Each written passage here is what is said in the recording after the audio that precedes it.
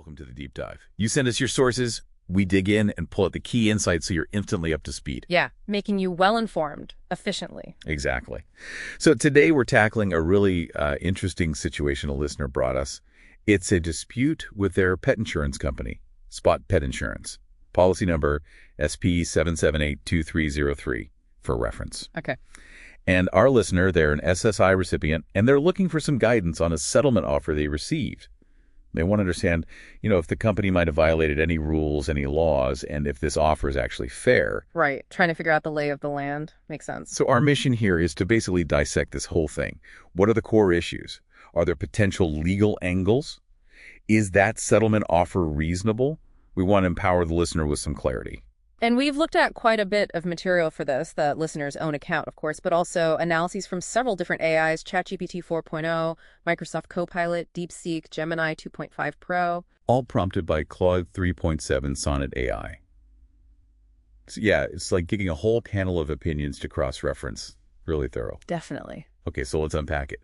The absolute core of this seems to be Spot claimed the listener's policy lapsed, but they accepted the premium payment for May 1st. Yeah, that's the immediate red flag, isn't it? The listener even has a notification saying, clear as day, payment was successful. Right, but then in the app, it apparently shows coverage lapsed. And get this right next to, you are up to date on your billing. Seriously? Yeah. Talk about mixed messages. I mean, anyone would be confused by that. It just raises immediate questions about their internal systems and communication. Totally. So just for background, this policy, it covers two pets, Paris and Charlie. Runs from November 25th, 2024 to November 25th, 2025. Monthly premium is $49.46. Okay. And the listener has proof of payments right through May 1st, 2025. But here's where it gets, I think, really significant. There's something called an Ohio mandatory endorsement. Ah, yes, the endorsement. That's often where the crucial details hide in insurance policies. These endorsements can change the standard terms quite a bit. So what does this one do? Well, typically policies have a clause saying, basically, if you don't pay, your coverage automatically lapses. Standard stuff. Okay. But this Ohio mandatory endorsement specifically removes that language for this policyholder. It actually states, and this is the key phrase, the policy will lapse if you do not pay your premium when due is deleted from the insuring agreement. Deleted. So it's gone. Exactly, deleted. So the company's main argument that the policy just automatically lapsed because of non-payment, well, it seems to be directly contradicted by the terms they provided via this endorsement. Wow. Okay, so if it doesn't automatically lapse, how can they cancel it for non-payment? Good question. And the policy actually spells that out, too. There's another layer here. What does it say? It says they can cancel for non-payment, but they have to follow a process. Page 12 apparently states, if you fail to pay your premium, we may cancel your coverage at any time. A notice will be sent to you providing at least 10 days notice of our intent to cancel. A written notice. 10 days. 10 days notice, written, and our listener is adamant they never received any such notice. Nothing. So let me get this straight. The automatic lapse clause is deleted by the Ohio endorsement, and the manual cancellation process requires a 10-day written notice, which wasn't sent. That's what the documents and the listener's account strongly suggest, yes. So how can they claim it lapsed? It really doesn't seem to add up based on their own contract. It certainly appears problematic for their claim. It raises serious questions about whether they followed their own procedures, let alone state regulations. Right, which naturally brings us to potential legal issues. Given these inconsistencies, what laws might have been broken here? Well, looking at it from a consumer protection angle, especially in Ohio, a few things come to mind. First, the Ohio Consumer Sales Practices Act, the OCSPA. Okay, what's that cover? It's there to protect consumers like you from deceptive or unfair actions by businesses. Claiming a policy lapsed while taking your payment and not following the cancellation rules, that could definitely be seen as deceptive under OCSPA. Yeah, that feels pretty deceptive.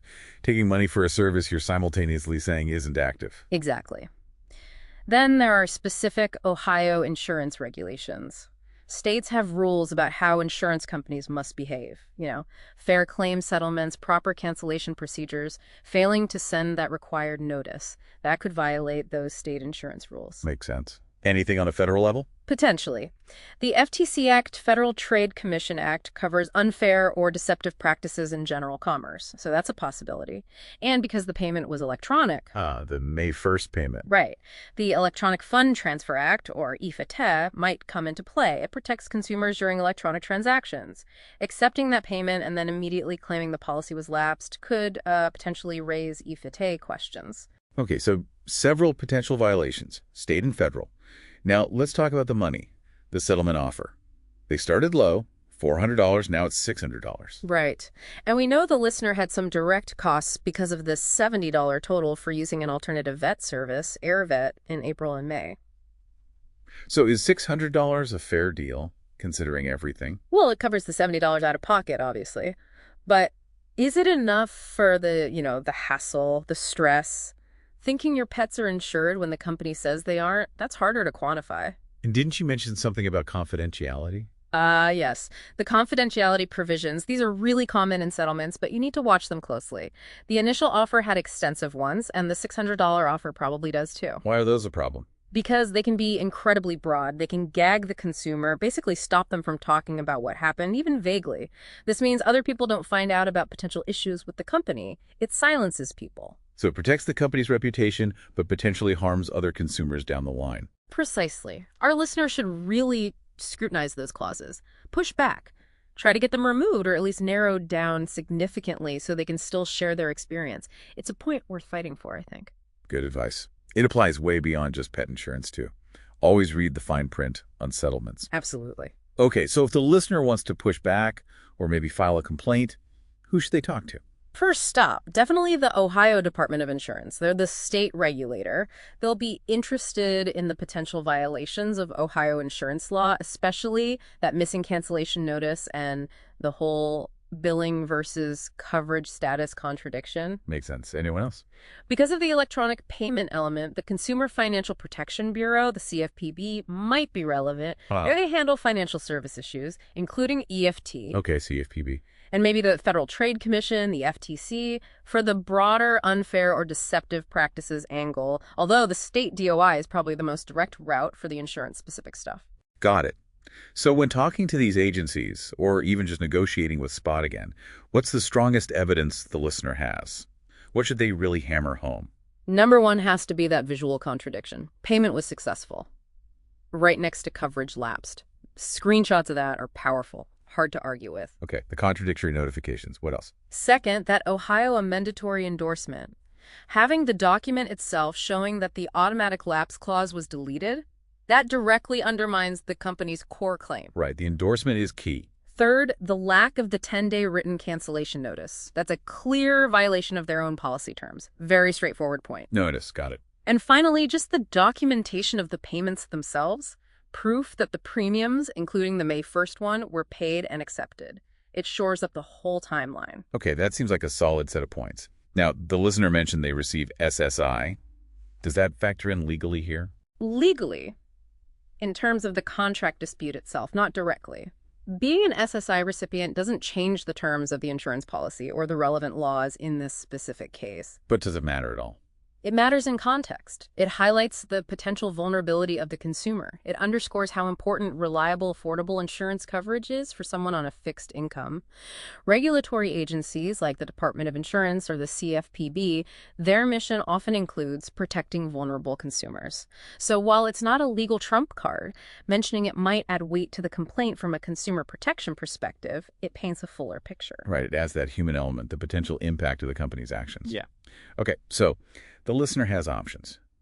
Try to negotiate a better settlement or potentially take Spot to small claims court.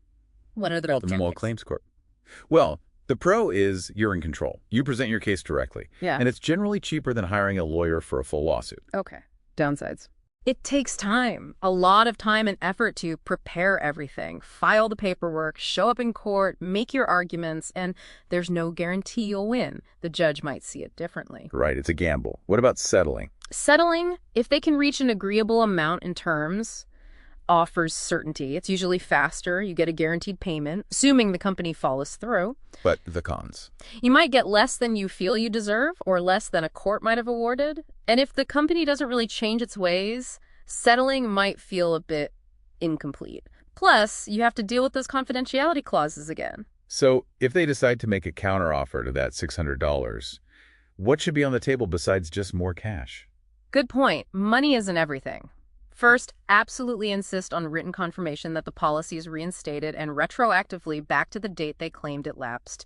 No gaps in coverage. Crucial. What else? Reimbursement for that $70 in airbag costs. That's a direct consequence of the lapse claim. Makes sense. And as we discussed, push hard on those confidentiality clauses. Get them removed or severely limited. Don't agree to be silenced. No gag order. And maybe, ask for a clear explanation of what went wrong and an apology. It sounds simple, but acknowledgement of the error can be important. Yeah, sometimes just hearing, "We messed up, we're sorry," helps. Okay, let's sort of wrap this deep dive up. Sounds good. It really feels like the listener has a pretty strong position here. The evidence seems to point towards Spot not following its own policy terms. I agree.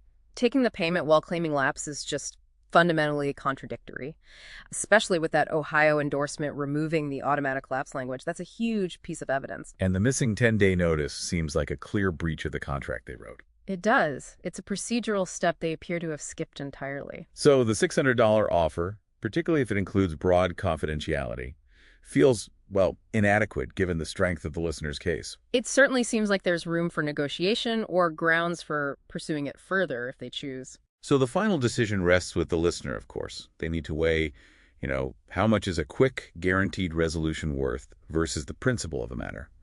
Holding the company accountable, ensuring they were treated fairly according to the policy. Exactly. It's a personal calculation.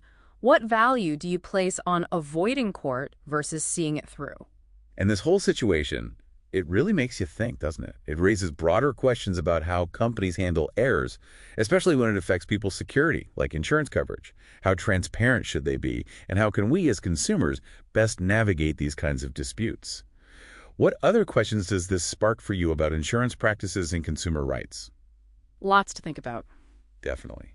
Thanks for taking this deep dive with us.